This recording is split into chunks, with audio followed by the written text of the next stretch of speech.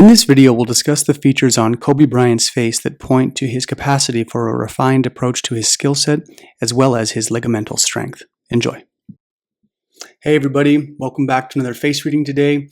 If you're new to my channel, please go up here and watch the 5-minute crash course face reading video. That will give you an overview of what face reading is and what it isn't. And if you are enjoying my content, you're finding value in it, please like, subscribe, hit that bell notification, comment, share this with people. That's how my channel grows. So today we've got Kobe Bryant, the late Kobe Bryant. Very tragic story on how he passed with his daughter. It was in a helicopter crash, but one of the greatest athletes of all time. And so I wanted to read his face because I saw some pictures of him online and there were some key elements that stood out. So again, when I do these face readings of people, these are short snippets. If you get a face reading from me, they're 75 minutes long. You get a visual PDF after. It's a lot more thorough in terms of lifestyle guidance, the things to consider, health parameters, all of that. So this is more of a concentrated highlight reel when we do these face reading videos. So just to give a little context to that process. Now, that being said, when I look at Kobe Bryant, the first thing that I noticed was his dominance in metal. So the metal element is characterized by big, broad, open surfaces with not a lot of interruption. So when you see big, open, shiny forehead, big, open spaces, no wrinkles, that cleanliness, that big, open space is sort of like polished metal. So you want to think when you see that, those big, open spaces, very clean and kind of shiny and refined, that's all metal energy. So when we look at that, the metal energy is about organization. It's about cleanliness of mind and body and spirit. So if you see those features, you want to think the person has to live those things to be in their optimal life rhythm. So that's how it operates. When we see those features and we see anything on someone's face, if they have a dominant element, they have to use it. That's the takeaway. So in knowing what I know about Kobe Bryant and how he approached basketball and how precise he was, the refinement, the amount of repetition that he would do to hone his craft and to be the best of the best, that's all metal energy. So if we think about metal, the way a sword is forged, all right, or like the way blacksmiths work, metal has to be repetitively pounded and hammered through heat. And then it becomes very refined, it becomes very tough and very sharp, right, depending on how you hone it. And so with the metal energy, that sort of metaphoric theme needs to be overlaid onto the person's life. And so you can see with the amount of metal that he carried, he was directly living those metrics and fully living that in real time, which is where we see congruencies. So the thinking is if you have the feature and you use it, your life terrain is optimized. Things are going to go better in your life because you're being the very thing that you are. So in terms of his approach to athletics, that metal energy really served him and he was living it. So we can see congruency between his face and what was happening in real life and the success he had. Now, typical to metal dominant people are often considered quote unquote good looking or attractive by definition. So the metal energy, we think of shiny, polished, pretty objects. So Kobe Bryant was very handsome, very good looking man, and you can see that. So he kind of had that shiny metal beauty. And that is one of the life themes that goes with the metal element is beauty. That doesn't mean if you're dominant metal, you're always going to be quote unquote good looking. But what it means is that beauty needs to be part of your rhythm, the beauty of environments, the beauty of experience. And again, while all humans can benefit from these rhythms, the takeaway is that for a person like this, that's going to be pretty important. Now, he's also got some really dominant elements outside of metal, which are wood. Wood we see through the chiseledness or the cut of the jawline and the eyebrows.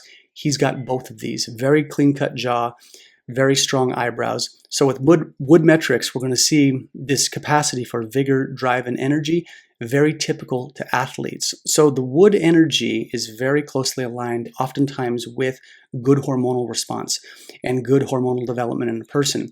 So athletes oftentimes have very good hormonal profiles. They're athletic people. For men, they have high testosterone. All of these metrics were true, and you can see it in his face.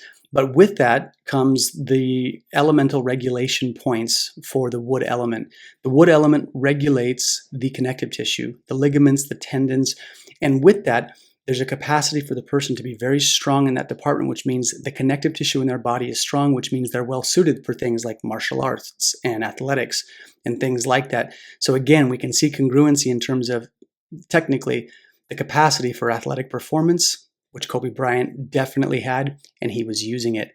Now, when I was doing the 3 sectors here, when I was looking at his face and looking at his hairline and looking at the 3 sectors relate to up here, the mental sphere, okay? The height of this space relates to the mental capacity or how the mental energy is used.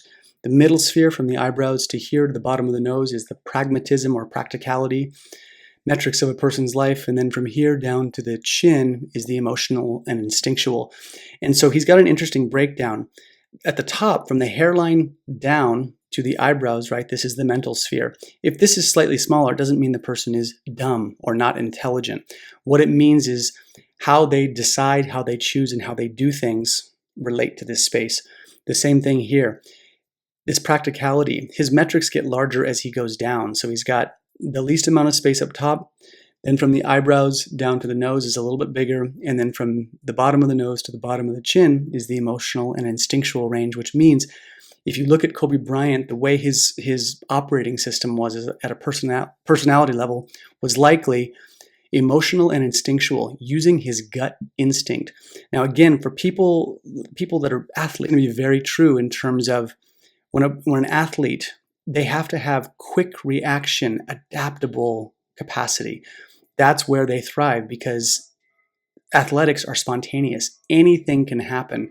There's a certain element of dynamic interplay, fast reaction time that they have to be cognizant of. So again, these metrics, these facial metrics would absolutely serve him in athletics, which I'm sure they did. And so we can see this. Definitely practical with a little bit, less of the mental thought processes. So in terms of athletics, you can kind of see he went with his gut and his drive and his instinct. And then from here, a certain amount of practicality. And then the mind, definitely being used, right? We all use our mind. But I think these metrics are relevant when we look at his face. Now, the last little piece I noticed here was his natural face, public persona, and inner persona. So very symmetrical in terms of how his face presents on the left and right. However, if you look at his inner persona, you will notice that things are a bit more pointy. His chin is a bit more pointy. The nose is a bit more pointy. The mouth is slightly more pointed on the outside edges. The ears are slightly more pointed. And his eyes even squint a bit more. There's a bit more fire energy on the inner persona side. Now, with fire comes spontaneity, comes adaptability, quick movement, quick reaction. So we can see his inner persona ran a bit more fire, but still very metal and definitely the strong wood metrics. On his public persona, eyes are a bit larger, jaws are a bit wider. He looks a little more alpha. He looks a little more, that face looks a little bit more like a football player. So on the public persona side, the way his opponents would see him would be this guy, the public persona. It's a little bit beefier, a little bit wider. The inner persona was a bit more of that fine-tuned fire energy of knowing how to move through the crevices and not be touched. That's one of the big key features of fire is its ability to not have form, to move through life, to move through situations with a certain amount of adaptability and formlessness. So again, very tragic story regarding Kobe Bryant, but really clean elemental features. And when you see this and when they're easy to read like this, you can very clearly see how a person's face is telling them how to live. And in Kobe Bryant's case, it is how he lived. He was using the metrics of his face. So that's all I've got for today. Thanks for your time. See you guys next time.